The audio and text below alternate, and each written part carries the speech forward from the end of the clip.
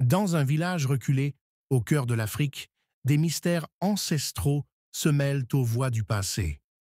Aujourd'hui, une histoire se dévoile, une histoire de courage face à l'injustice.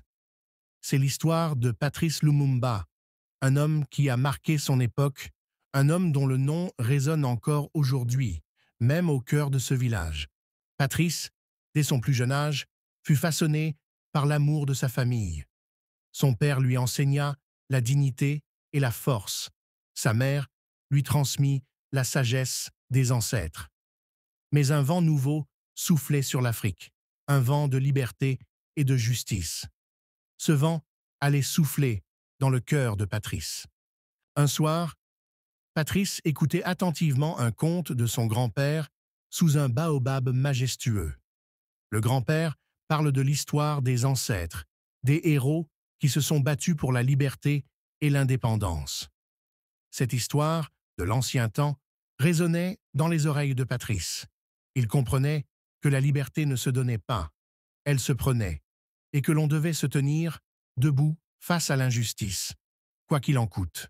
Patrice, désormais adulte, se trouve à Kinshasa, la capitale de la République démocratique du Congo. Il se tient sur une place publique, prêt à prononcer un discours sur la liberté, la dignité et l'indépendance. Ce petit homme du village, l'homme des ancêtres, s'élança dans la bataille pour son peuple. Avec des mots durs comme des pierres et un cœur brûlant de justice, il réveilla les consciences. Cette nuit-là, les ancêtres vinrent à lui. Ils lui montrèrent un chemin semé d'embûches, un chemin où le courage serait son seul guide. La liberté demandait un prix, et Patrice l'accepta. Après avoir prononcé ce discours, la tension monte dans la capitale. Patrice est pris dans les rouages de la politique coloniale. Il est trahi par des alliés et la lutte pour l'indépendance devient plus violente. Il est capturé par les autorités coloniales, les mains liées. Le village est dans la tourmente.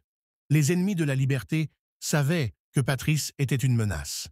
Ils l'avaient capturé, mais ils ne pouvaient capturer ses idéaux. Ses chaînes étaient invisibles, mais son esprit était libre. Patrice Lumumba se tenait là, dans la brume de l'injustice, mais il savait que l'histoire le porterait. Il mourut, mais son message vécut à travers chaque cœur qui rêvait de liberté. Ainsi, mes enfants, souvenez-vous, le courage face à l'injustice n'est pas simplement une bataille physique, c'est une bataille de l'âme.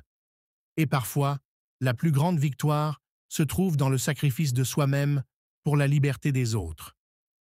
Si cette histoire vous a inspiré, partagez-la et abonnez-vous pour d'autres récits empreints de sagesse. À bientôt sous le baobab de la sagesse.